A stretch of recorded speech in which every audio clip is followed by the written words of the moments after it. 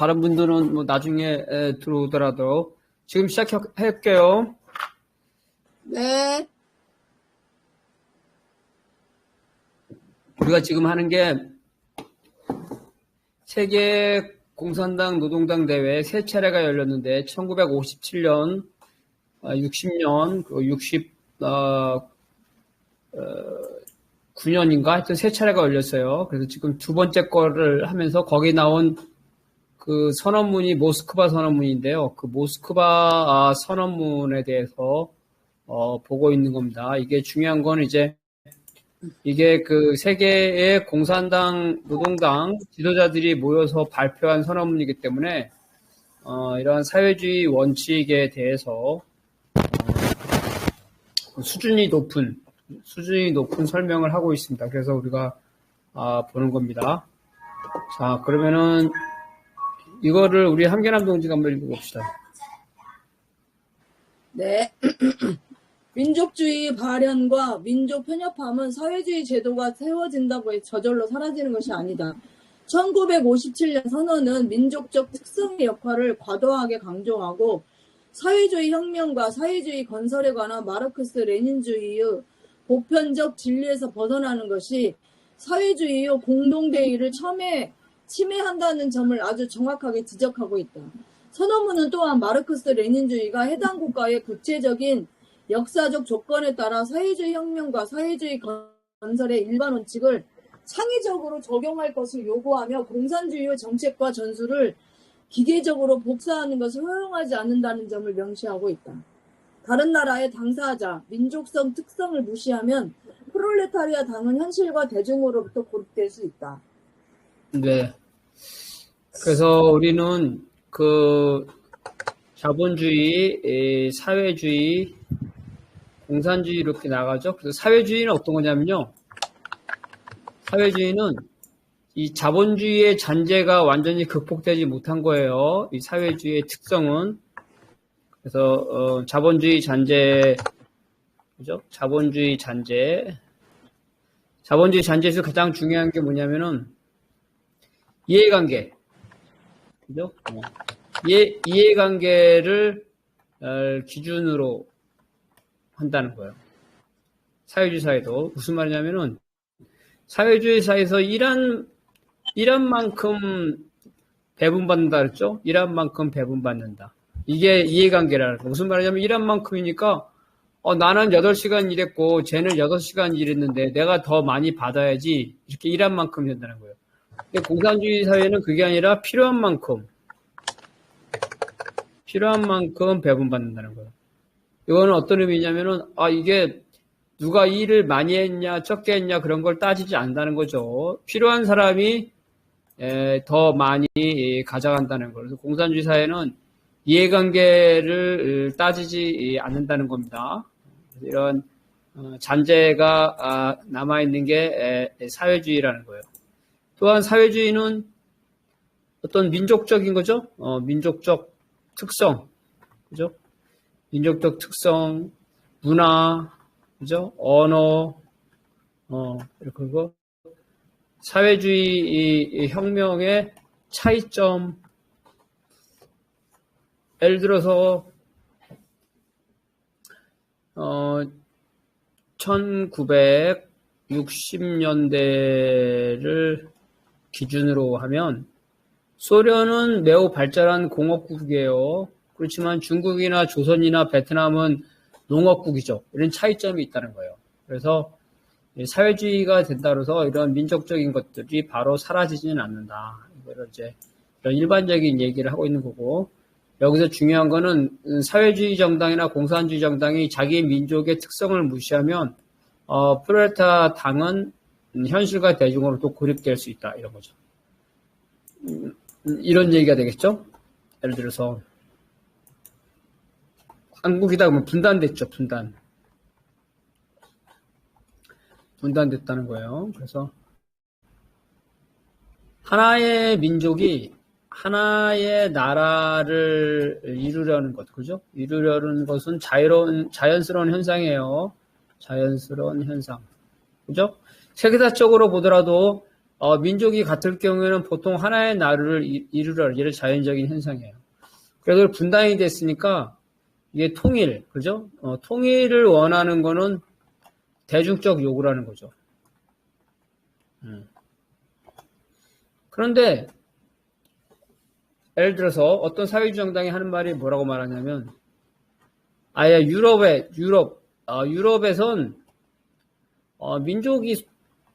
그죠? 유럽에서는 민족이 문제가 안 돼. 그죠? 유럽은 다 국경도 개방됐는데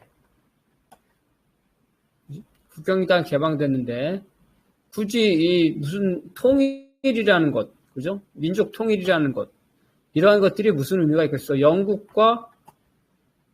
그죠? 영국의 식민지인 캐나다죠. 캐나다와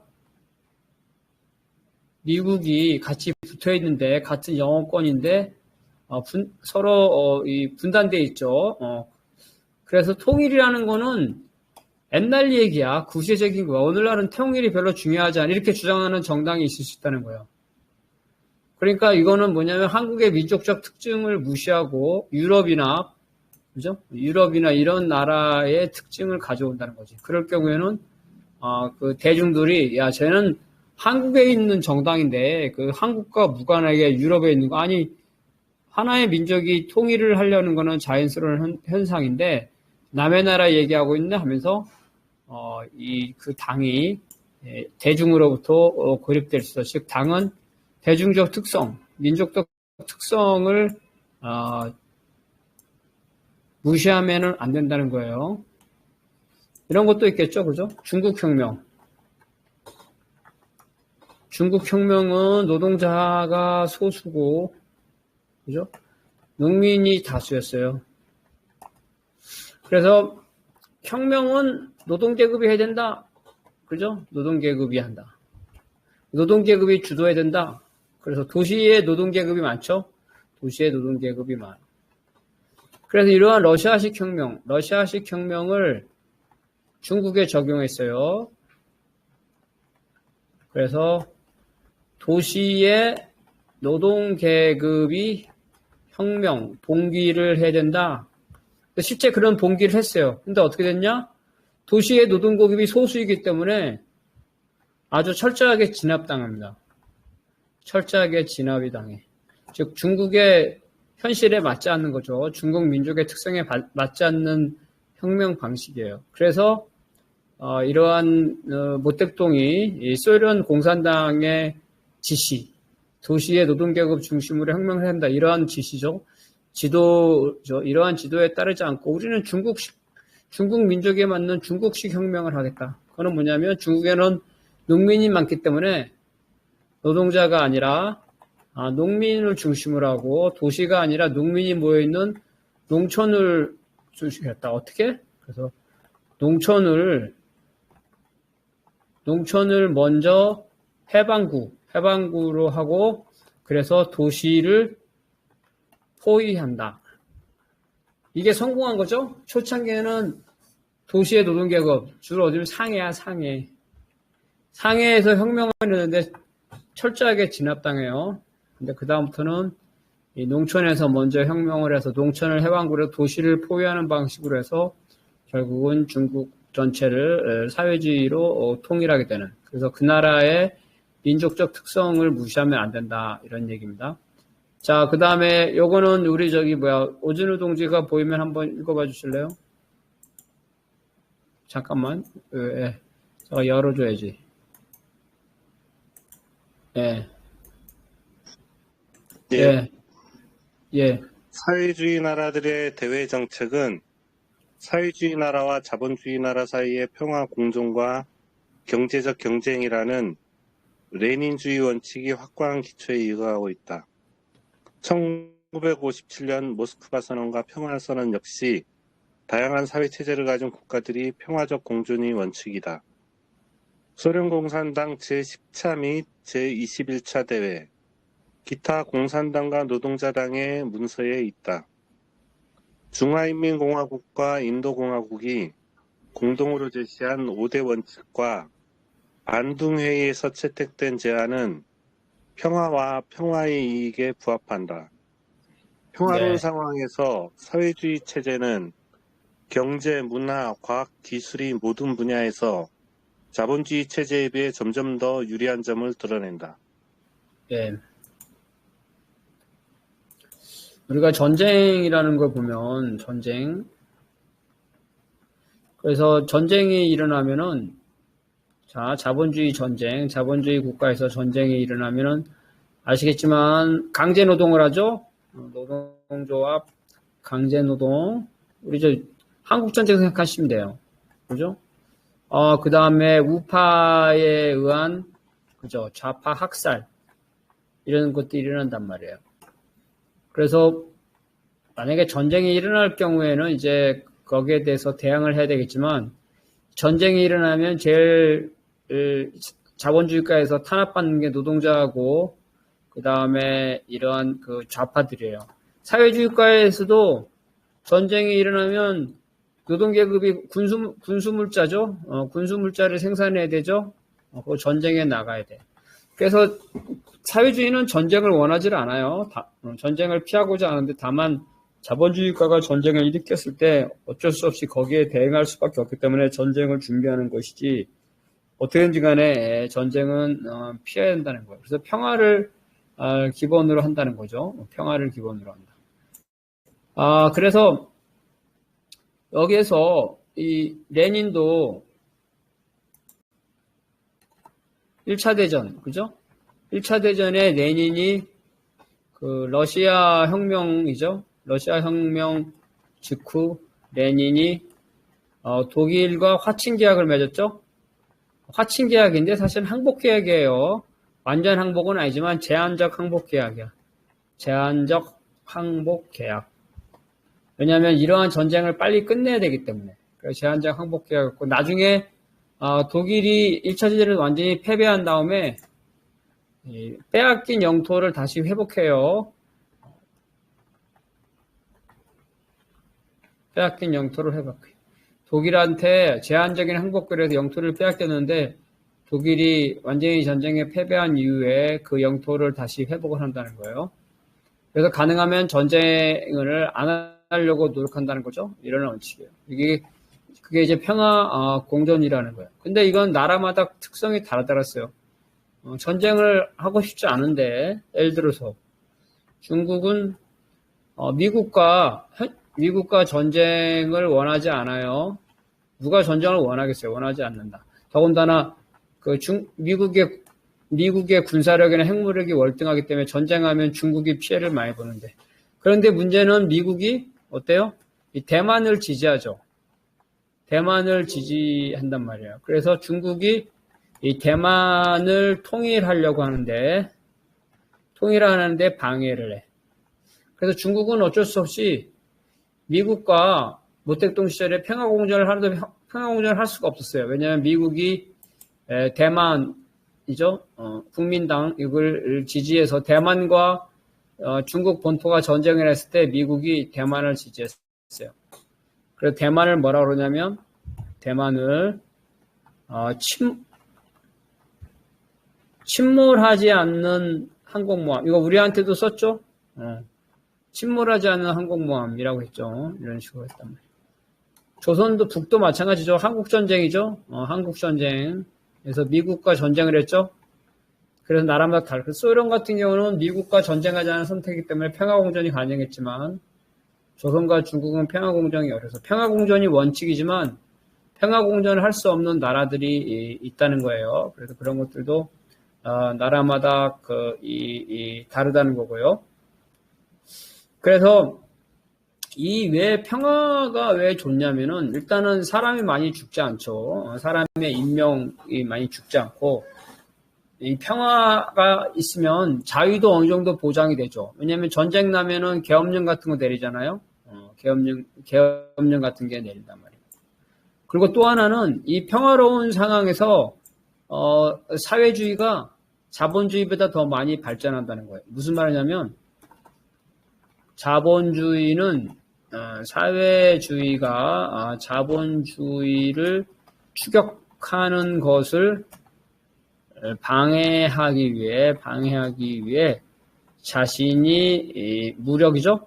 무력이 우월함을 이용해서 전쟁을 한단 말이에요. 전쟁을 하거나 아니면 군비 경쟁을 하죠. 미국이 소련하고 군비 경쟁을 격화시켰잖아. 이런 방식이란 말이에요.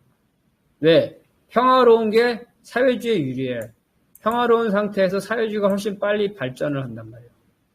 그래서 그 사회주의가 발전하지 못하게 하려면 평화가 아니라 전쟁을 하거나 아니면 전쟁에 날 수 있는 그런 군비 경쟁을. 그래서 자본주의 미국이죠. 특히 미국이 이러한 전쟁, 세계에서 가장 많은 그 국방비를 하고 전쟁 준비를 하고 있잖아요. 세계에서 항상 전쟁을 해. 그거 뭐냐면 사회주의 국가, 특히 사회주의 국가죠. 중국, 과거에 소련이 자기들을 쫓아오지 못하게끔 전쟁을 통해서 사회주의 국가의 추격을 막는 거예요. 그래서 이 전쟁을 원하는 체제는 사회주의가 아니라 자본주의다. 왜? 사회주의 국가의 추격을 막기 위해서 그렇다는 겁니다. 자, 그 다음에 이거는 우리 앙크스 동지가 지금 뭐 읽을 수 있는 상황인지 모르겠네. 박건영 동지도 들어왔네. 앙크스 동지 뭐 이거 읽을 수 있어요? 집이 아니죠. 못 읽죠? 그러면 박건영 동지가 한번 읽어봅시다. 박건영 동지 이거 보여요? 아직 준비가 안 됐나 보다. 예, 그럼 한번 읽어봐요. 예. 읽어볼게요. 예. 자본주의 사회에서 생산력은 생산관계와 전례 없는 모순 상태이다. 자본주의는 현대 과학기술을 사회 진보를 위해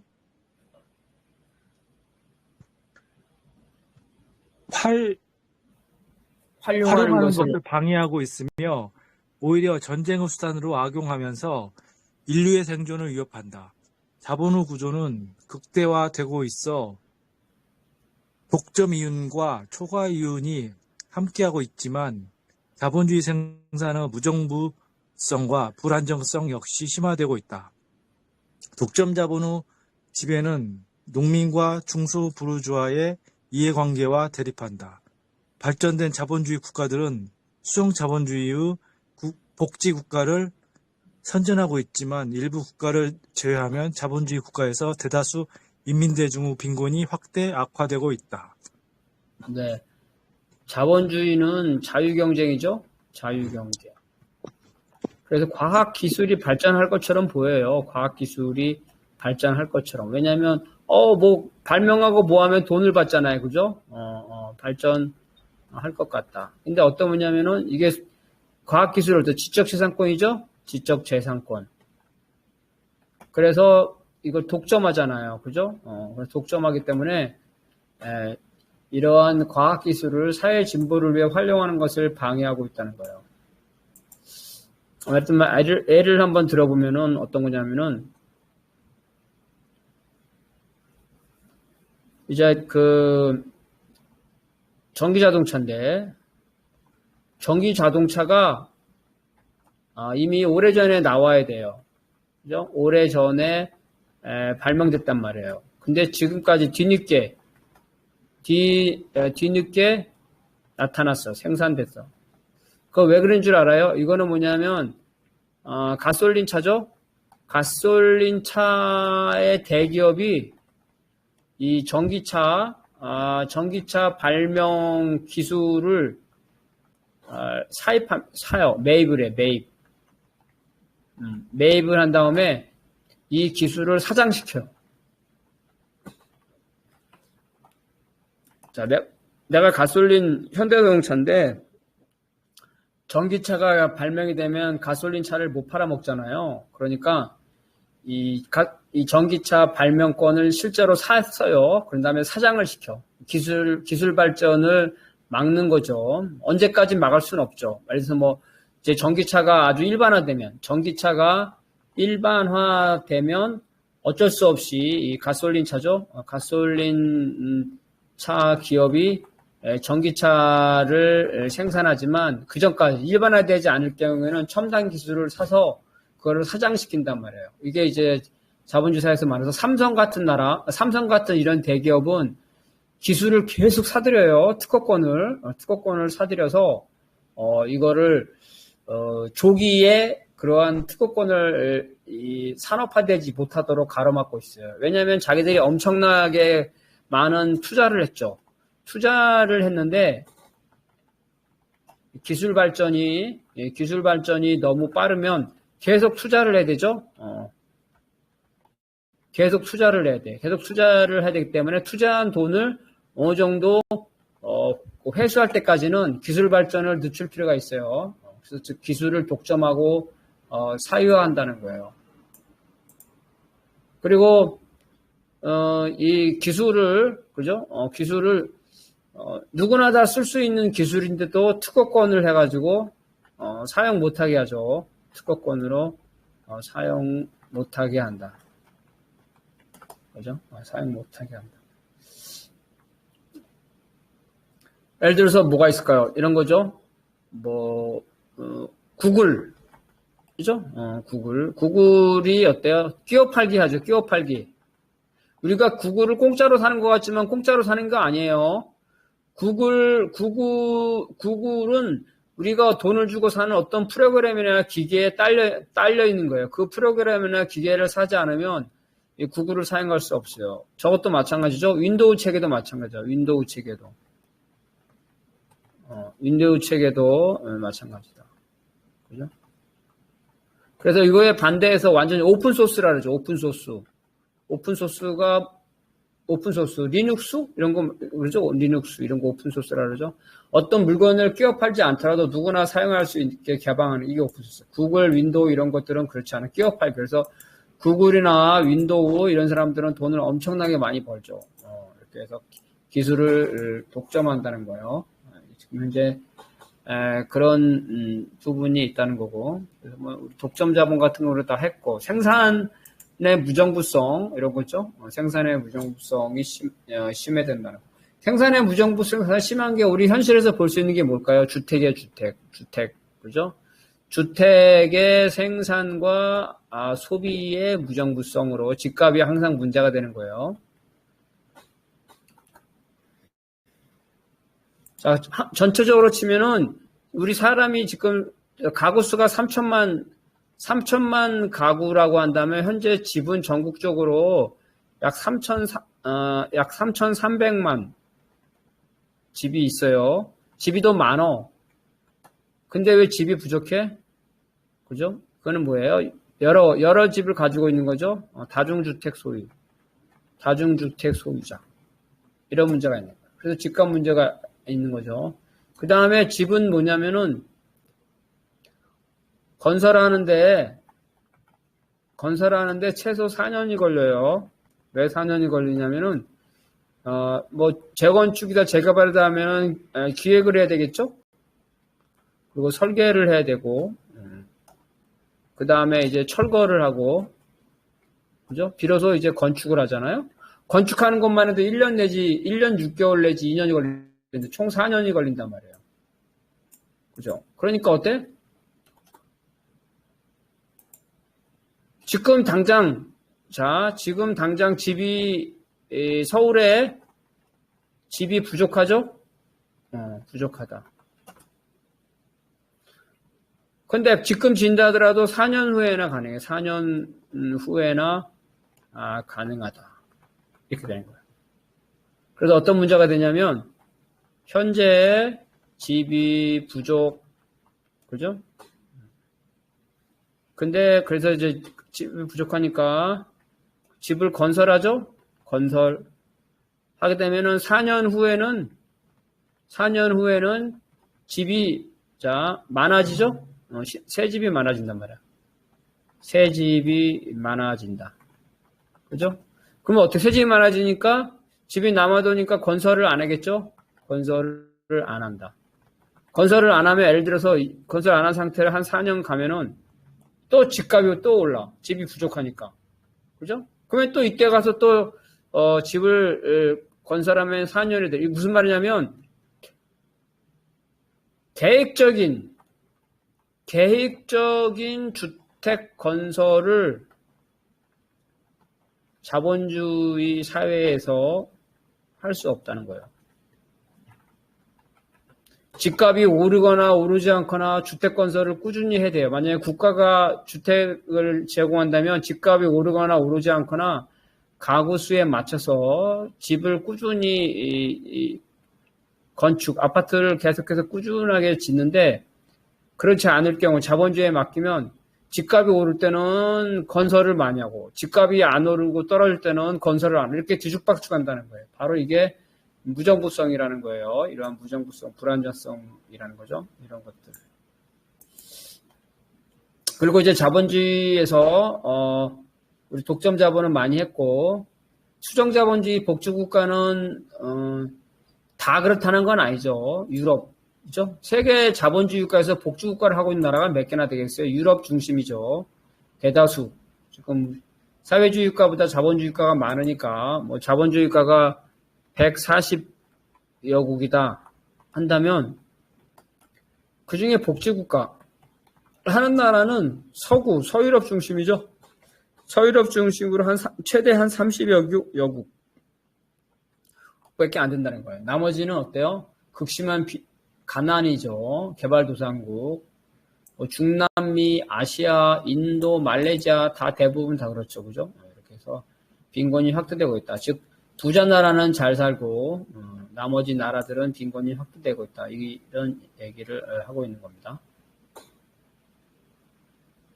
자, 그 다음에 우리 함계남 동지가 이거 한번 읽어봅시다.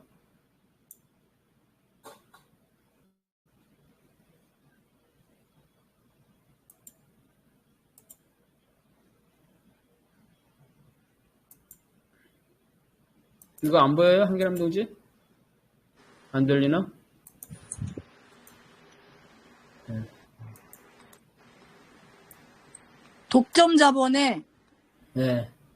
자동화, 합리화를 명분으로 노동 강도와 착취를 강화하고 있다. 오늘날 자본주의 체제는 인민의 다수를 착취하기 위해 독점의 힘과 국가의 힘을 결합하면서 독점 자본주의에서 국가 독점 자본주의로 전환됐지만 쇠퇴후 과정을 겪고 있다. 소수 독점 기업의 이익은 국가 전체 이익과 적대적 모순 상태에 진입했다. 계급적 모순뿐만 아니라 민족적 모순도 심화되고 있으며 군국주의로 이 길을 모면하려고 하지만 오히려 악화시키고 있다. 불균등한 자본주의 발전은 제국주의 국가들의 세력 균형을 끊임없이 동요시키고 있다. 제국주의는 군축을 방해하고 냉전을 격화시키고 있다. 제국주의 지배 영역이 좁아질수록 제국주의 사회의 적대감은 더욱 강해진다. 세계를 분할하는 새로운 통합기구들은 강한 제국주의가 약한 제국주의에 침투하는 도구이며 제국주의 국가들 사이의 투쟁을 고조시킨다.